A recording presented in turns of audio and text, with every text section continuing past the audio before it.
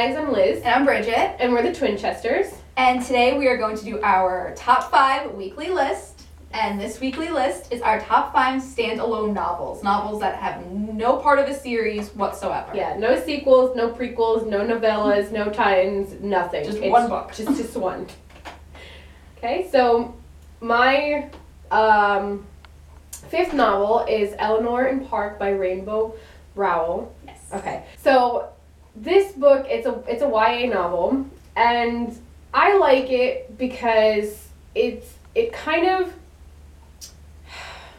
gives a voice to people like females like me, fuller figure, not like, it's basically this boy, Park, who falls in love with the girl that a lot of people wouldn't give a second look at. She's kind of like the outcast, and she's very to herself. It was really nice because you get to hear him falling in love with her and how he's just kind of like, it changes his perspective because he's the typical like, oh, she's weird, whatever, I don't want anything to do with her. But then he slowly comes to realize that there's more to her than her outward appearance. And on Eleanor's part, you get the, like how she's kind of initially very standoffish, like she doesn't want to let him in because she's like, oh, is he just, typical guy, like, is he just gonna trick me, like, or does he genuinely feel for me? And I don't know, I really liked it because it's not typical pretty girl falls for pretty boy or pretty boy falls for pretty girl. Yeah. It's way more realistic because not everybody fits like society's aesthetic. Yeah. So it was really nice to get a love story from that angle. Yeah, my number 5 is Princess Bride by William Goldman, which got made into a movie in the 80s, which is one of my all-time favorite movies. So reading the book, I only read the book for the first time this year, and it's everything pushed into one. It's like an adventure novel. There's action, there's romance, there's, good versus evil. It's just everything pushed in together in this one book, and it's hysterical because it's written as if the author heard this story from his father and he wrote down only the good bits of the story that he heard from his father. Mm-hmm. Like, that's how it's written. So you go into it thinking it's this old story from a guy with a really long name that was just all the bad parts were taken out. And then he has like little in parentheses he writes his own little thoughts, like, oh, there was 3 chapters about the history of Florence. I'm not going to put that in, you need to know about the history of Florence. And it's just, of course, Wesley and Buttercup are one of the best couples in literature, and it just makes me so happy every time I see the movie or read the book. So number 4 for me is The Perks of Being a Wallflower by Chbosky. And it's basically the main character, Charlie, is dealing with depression and a lot of suppressed memories. And this poor kid, he just wants friends. He just wants people to like him. So reading his story and the 2 friends that he meets, Sam and Patrick, who are stepbrother and stepsister, and just the adventures that they have and all of the underlining issues in it it's really good. It's very gut-wrenching and heartwarming at the same time, and it's very much along the lines of John Green. So if you like John Green, there's a very, very, very good chance that you will like The Perks of Being a Wallflower if you haven't already read it. Well, my number 4 was Eleanor Park. Mine's a little bit higher up on my list than yours. And I just love how it's so unconventional. You think it's just going to be about this girl, she's living her life, she's a bit weird, and she's trying to come to terms with who she is, and it's okay to be weird, and it's okay to be full-figured, and all this stuff. And then she just meets a guy. And you see, her starting to be like, oh, is he actually interested in me? Now, he can't actually be interested in me. And you see them, work together, and you see him actually starting to care for her. And, they start off so cute. He just gives her a little earbud, and they listen to music together, and they don't talk for a while. No, he'll just sit on the bus with her, and he'll give her the music, and they bond through that music, and I just thought it was so great. It's very sweet and simple, how everything just starts. It's just a cute little romance. Yes, I agree. Obviously, I agree. It's on my list. All right, so number 3 for me is Anthem by Ayn Rand, and it's probably one of the maybe 3 books that I had to read in high school that I actually genuinely enjoyed. It's basically it's set in the future, and our history is just pretty much wiped out, and nobody is allowed to refer to themselves as I. It's we, us, a reverse like thing. Like people think like, oh, in the future everything's like all advanced and everything. It's like this society kind of regresses, like it goes backwards. It's like they're living in the dark ages and they don't know about electricity or anything. And then there's one individual who breaks away from that, and he falls in love. You know, the men and the women are separated. Scandalous. But yeah, so and he sees this one woman, and they basically run away together, and they find a house like way off from where they're actually located, and it has all of our like history. It has books and technology and electricity, and just it focuses on the individual and how you should totally embrace that.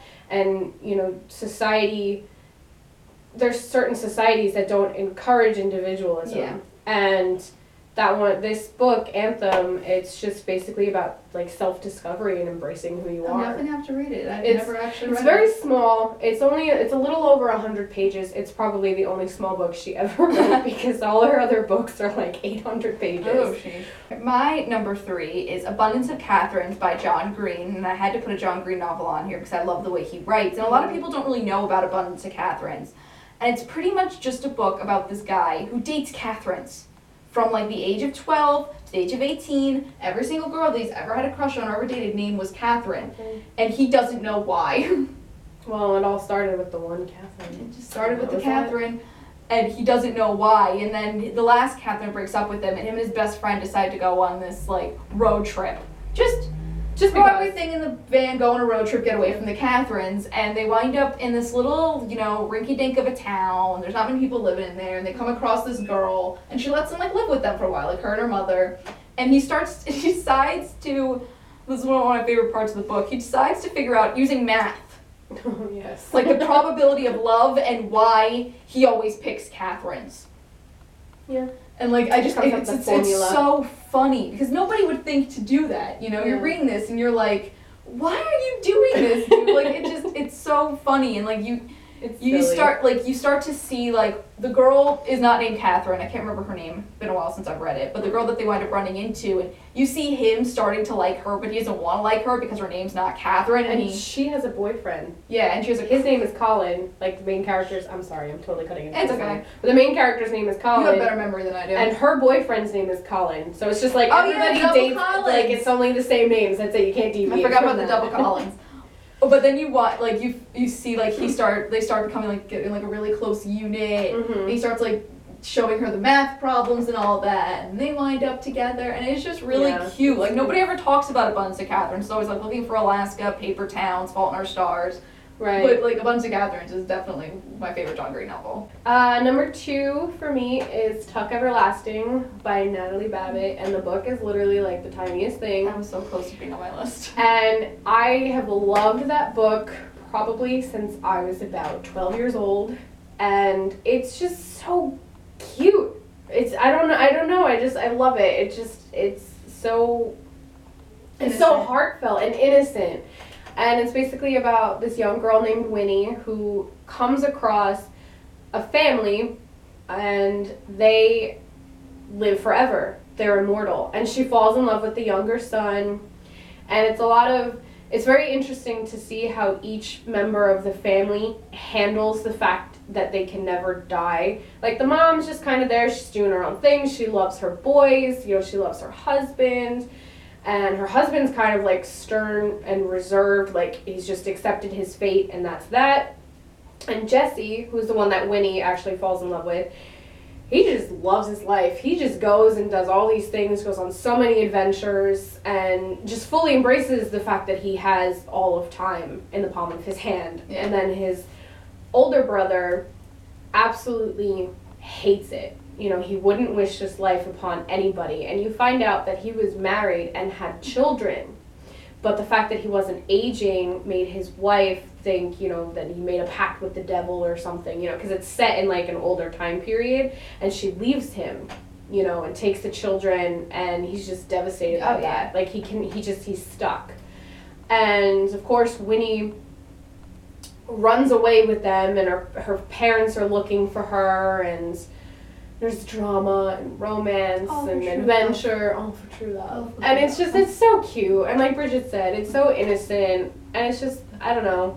Well, my number 2 is Night Circus by Erin Morganstern. And this book is probably, like, I read it in one sitting, and it's a hefty book. It is, yeah. But there's just something so magical and endearing about this book. Like, you sit there and you're automatically entranced in this world of these 2 magicians that are destined from birth to fight each other to the death. They don't know who each other is, and it's all centered around this magical night circus that like, it's there at night, but the next morning it's completely gone, it's disappeared, everybody has all these magical powers.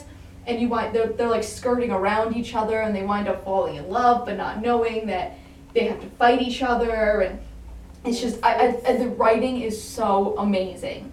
Like, you're automatically just like, you're in the book by the first page. Even like the back cover, it's something along the lines of like, the circus is only there at night, by the next morning it's gone. And you're like, I want to know what this book's about. Yes, like it's definitely an attention grabber. And she hasn't written any more books, and I'm very upset about this. Yes, this is the author's debut novel. It's very whimsical, and if you love basically anything fantasy or, you know, magical, it's definitely one you should pick up.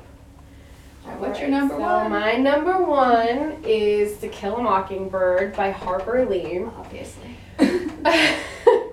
It's just such a great book. It was given to me by my parents when I was 12 as a gift, because my dad loves the movie. So he's like, you know, I know you love books, and this movie is really good, so I think you'll like it. And I read it, and I was instantly in love. It's so great. Again, it's another coming-of-age novel in a sense, because you follow Scout and her brother Jem, and how they have to grow up in a difficult time with, you know, they're white, and their father's defending a black man, mind you, an innocent black man that still drives me nuts every time. I've read the book like 4 or 5 times, and that still gets me every time, just the ignorance of that time period. I don't know how you're still friends with me, because I've still yet to read it. Yeah, we'll talk about that later. Well, you took it back from me. Because I wanted to reread it. I wanted to read it. You had it. So, yeah, it's so great to get it from Scout's point of view, because you get how, you know, she's only, what is she, 8? I think she's 8. Yeah, definitely. When the book starts out, she's about 8. So she still has like childhood ignorance, you know, like she doesn't know, like, of course, you know, she follows what people tell her. She's very gullible, or she's a follower. She's not exactly a leader just yet. And, you know, you have Atticus, who is a single father, and he's a little bit older, and he's trying to do the best he can to raise his children. And there's a lot of great lessons in there. And for those of you who are hesitant about reading Go Set a Watchman, just do it, because you can't take it as anything related to Kill a Mockingbird, because it's basically just a rough draft. So I'm just letting you know it's okay to read it. Like, it's not going to skew your views of To Kill a Mockingbird. To Kill a Mockingbird's #1 fan said it's fine. You're good. Yeah, you'll be fine. Like, your world is not going to come crashing down around you because of things that Atticus says in Go Set a Watchman, you know? It's just, to me, it's a timeless book. I will be reading that over and over again until the day I die. And I will recommend it to everybody, including my best friend, who shamefully has not read it yet.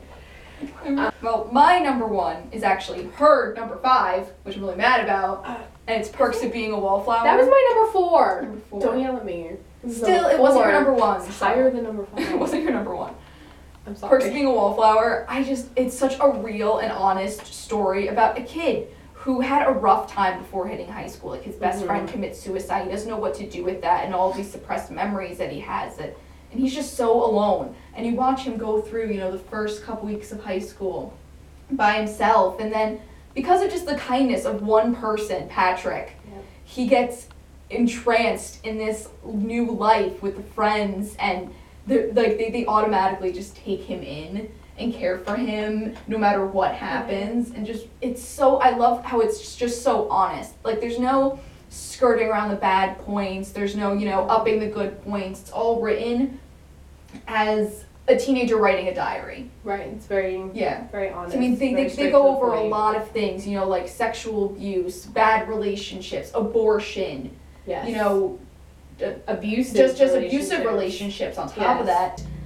I was really hesitant originally to read it because of the themes in it when I was younger, because I heard about this book in like high school. Yeah, it took me, I heard about it and then long before I saw that Emma Watson was going to be in the movie adaptation. So after I saw the movie adaptation, the next, like after the movie, I forced her to come with me to Barnes & Noble so I could pick up that book, buy it, and I was done with it by the next day. Well, it's only fair I made you go see the movie with me. Yeah. Well, I wanted to see it. It looked interesting. Yeah. But like, it's definitely 100% my favorite standalone novel of all time.